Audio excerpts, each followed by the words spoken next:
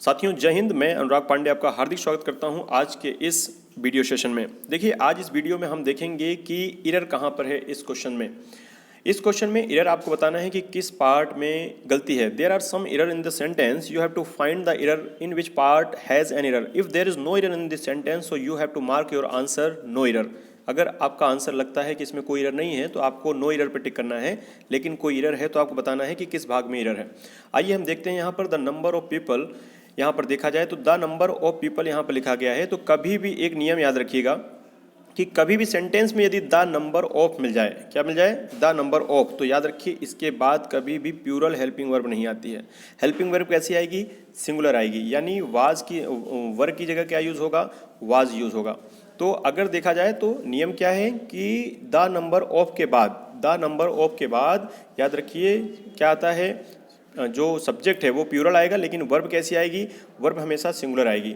Subject तो plural आएगा the number of के बाद, लेकिन वर्ब कैसी आएगी, सिंगुलर। जबकि यहाँ पर देखिए क्या ये लगाया गया है, प्लूरल वर्ब लगाई गई है। तो यहाँ क्या आना चाहिए था, आना चाहिए था वाज। इसलिए किस भाग में गलती है, देखिए यहाँ से यहाँ तक ये पार्ट 1 हो गया, ये पार्ट सेकंड हो गया, तो सेकंड पार्ट में गलती है, इसलिए पार्ट सेकंड वाले में हम मानेंगे यहाँ पर एरर है। आइए इसी प्रकार का एक प्रश्न और हम देखते हैं कि यहाँ लिखा है the number of girls in the college are increasing day by day. देखिए अभी हमने नियम देखा कि कभी भी सेंटेंस में द नंबर ऑफ मिल जाए तो द नंबर ऑफ के बाद सब्जेक्ट कैसा आता है, सब्जेक्ट प्लूरल आता है, लेकिन वर्ब कैसी आएगी, सिंगुलर। जबकि यहाँ वर्ब क्या लगाया गया है, प्लूरल। तो यहाँ प्लूरल वाज की जो आर लिखा है, आर की जगह क्या आएगा, इज आएगा, इसलिए यहाँ पर देखिए एरर है ये। तो किस भाग में गलती है, तो यहाँ से यहाँ तक ये पार्ट ए हो गया, ये पार्ट हो गया बी, तो ये पार्ट सी है, तो किस भाग में गलती मानेंगे हम, पार्ट सी में एरर है। अगला प्रश्न यहाँ पर हम देखते हैं, दिया गया है several persons has died by violence. देखिए कभी भी याद रखिए सेंटेंस में सेवरल शब्द आ जाए, सेवरल, सेवरल का अर्थ जो होता है वो मेनी का अर्थ निकलता है, कई का अर्थ निकलता है। सेवरल के बाद यहाँ सब्जेक्ट तो देखिए प्लूरल लगाया गया है, लेकिन हेल्पिंग वर्ब कैसी आई है, वो सिंगुलर आई है। तो कभी भी सेवरल के बाद याद रखिए सब्जेक्ट जो होता है वो भी प्लूरल आएगा, और जो वर्ब आएगी वो भी कैसी आएगी, प्लूरल आएगी। तो यहाँ पर जो हैज़ लगा है, तो हैज़ की जगह क्या आएगा, हैव उचित होगा, यहाँ पर हैव सही होगा, इसलिए इस पार्ट में गलती है। तो यहाँ से यहाँ तक ये पार्ट ए हो गया, ये हो गया पार्ट बी, तो पार्ट बी में यहाँ पर एरर है। अगला यहाँ सेंटेंस दिया गया है इफ़ आई वाज यू, और ये सेंटेंस पूरा आप एक बार रीड कर लीजिए और इसमें बताइए कि किस भाग में गलती है। चलिए देखते हैं इसका आंसर हम क्या होगा। याद रखिए कभी भी सेंटेंस में इफ़ आ जाए, क्या आ जाए, इफ़ आई, क्या आ जाए, इफ़ आई, तो याद रखिए इफ़ आई के साथ कभी भी वाज का प्रयोग नहीं होता है। इफ़ आई के साथ आप स्ट्रक्चर याद रखिएगा, इफ़ होता है इफ़ आई वर सही होता है, इफ़ आई वाज नहीं होता है, इफ़ आई वर सही होता है, ये स्ट्रक्चर आप याद रखिएगा। इफ़ आई वाज कभी सेंटेंस में अगर आए तो उसको गलत कर देना है। क्यों, क्योंकि कभी भी अगर आई के पहले इफ़ का प्रयोग होता है तो याद रखिए ये काल्पनिक सेंटेंस हो जाता है, और अनरियल सेंटेंस हम बोलते हैं। ये सिर्फ हम कल्पना कर रहे हैं कि ये इफ़ आई वाज यू, यदि तुम्हारी जगह मैं होता, तो ये हम सिर्फ कल्पना करते हैं। तो जो काल्पनिक वाक्य होते हैं तो याद रखिए वो क्या होते हैं, अनकंडीशनल सेंटेंस, अनरियल सेंटेंस जो होते हैं, आई के साथ वहाँ वाज का नहीं बल्कि वर्ब का प्रयोग होता है। अगला सेंटेंस यहाँ पर दिया गया है bread and butter are essential for one's life.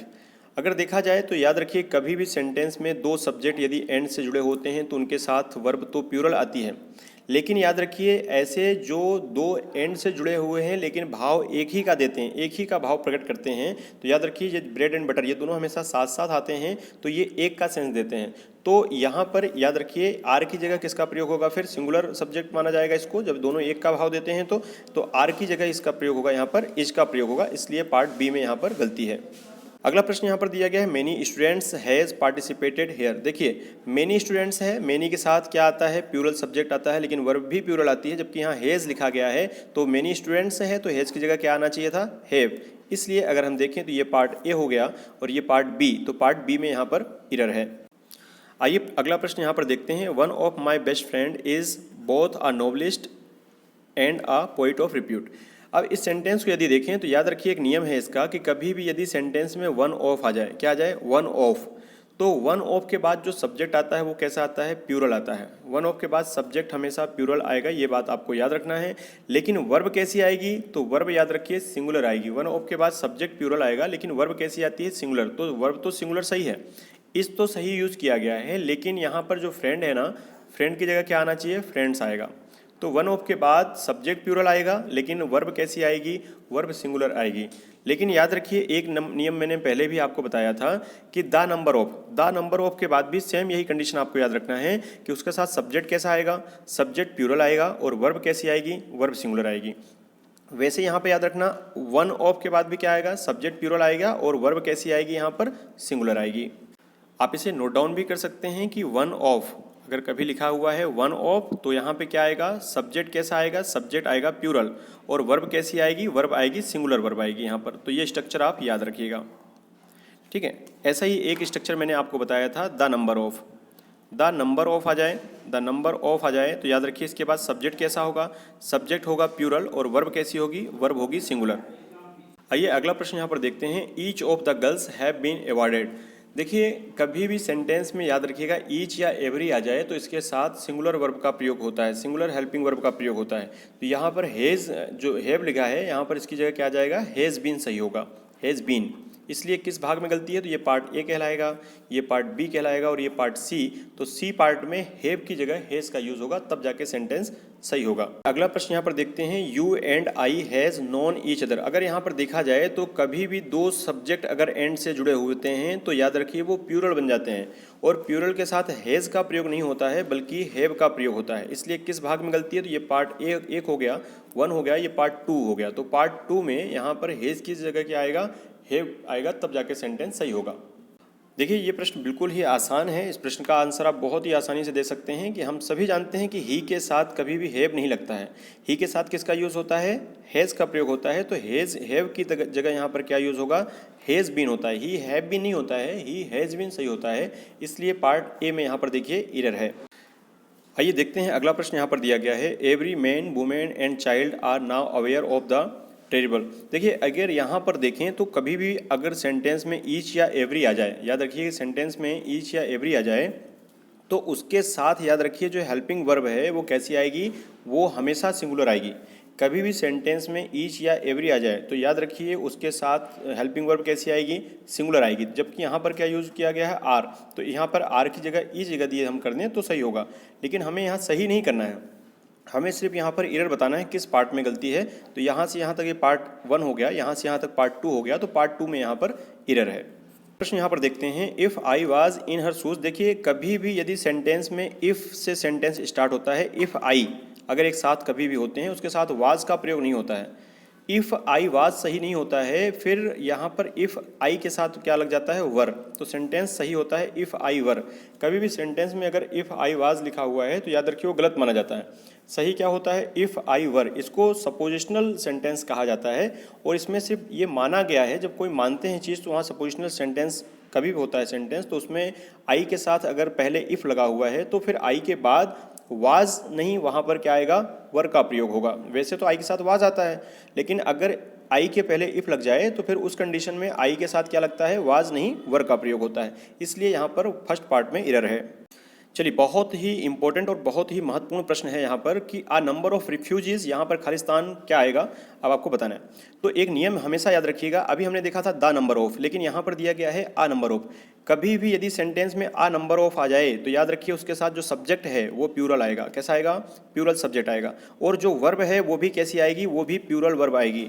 तो अगर देखा जाए तो यहाँ पर प्लूरल वर्ब कौन सी है, ये तो प्लूरल है नहीं, इसको हटा दीजिए। ये भी प्लूरल नहीं है, इसको हटा दीजिए। ये भी प्लूरल है, ये भी प्लूरल, दोनों को प्लूरल को दर्शाती हैं। लेकिन देखिए यहाँ पर बीन लगा है तो बीन के साथ यहाँ पर देखिए हैव बीन सही होता है, आर बीन तो आपने कभी सुना नहीं होगा, इसलिए यहाँ पर हैव बीन सही है। आर के साथ बीन नहीं आता भी, तो यहाँ पर हैव बीन सही होगा, इसलिए सेंटेंस में फर्स्ट वाला सही होगा। फिर से आप नियम याद रखिए, कभी भी सेंटेंस में आ नंबर ऑफ आ जाए, क्या आ जाए, आ नंबर ऑफ।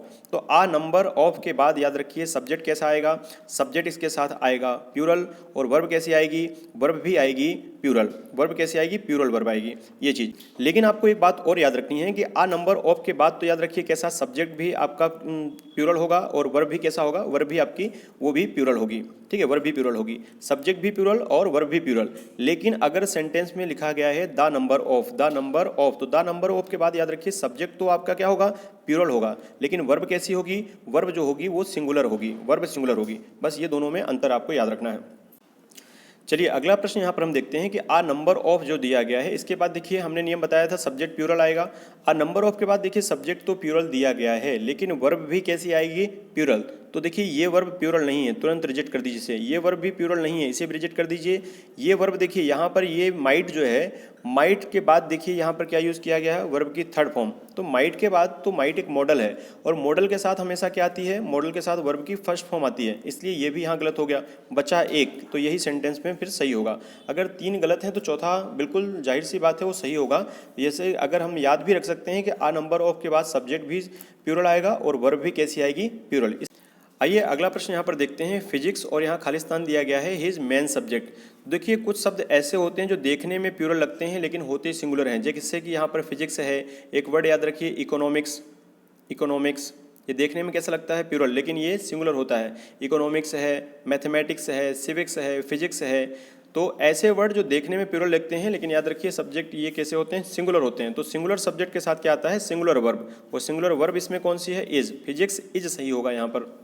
अगला प्रश्न यहाँ पर हम देखते हैं कि ईच ऑफ यहाँ पर लगा है। तो याद रखिए अभी आप देखेंगे तो यहाँ जो सब्जेक्ट आपको लग रहा है वो कैसा लग रहा है, प्यूरल लग रहा है, एस लगा हुआ है। तो लेकिन मैंने आपको बताया था कि ईच और एवरी के बाद सेंटेंस कैसा आता है, सब्जेक्ट कैसा आता है, सब्जेक्ट होता है कैसा, सिंगुलर। सिंगुलर सब्जेक्ट आता है, सिंगुलर वर्ब आती है। लेकिन यहाँ पर देखें ईच के साथ ऑफ भी लगा हुआ है। तो कभी भी यदि ईच के साथ ऑफ लगा होगा तो सब्जेक्ट कैसा आएगा, सब्जेक्ट प्यूरल आएगा, प्यूरल सब्जेक्ट आएगा। लेकिन याद रखना कभी भी सेंटेंस में ईच या एवरी लगा हो तो उसके साथ वर्ब हमेशा सिंगुलर आएगी। सब्जेक्ट के कभी भी सब्जेक्ट के तौर पर ईच या एवरी का प्रयोग हो तो उसके साथ वर्ब हमेशा सिंगुलर आएगी। लेकिन यदि ईच के साथ ऑफ लगा हुआ है तो सब्जेक्ट कैसा आएगा, प्यूरल। सब्जेक्ट प्यूरल होगा लेकिन वर्ब हमेशा कैसी होगी, वो सिंगुलर ही रहेगी। यदि आपने वीडियो गौर से देखी होगी तो इस प्रश्न का आंसर आप जरूर कमेंट करके बताएं कि यहाँ पर इस सेंटेंस में क्या सही होगा, किस भाग में यहाँ पर गलती है, और जो गलत है उसकी जगह सही वर्ड कौन सा आएगा। कमेंट करके जरूर बताएं, और वीडियो पसंद आने पर लाइक करना ना भूलें और अपने मित्रों तक जरूर शेयर करें। जय हिंद, जय भारत।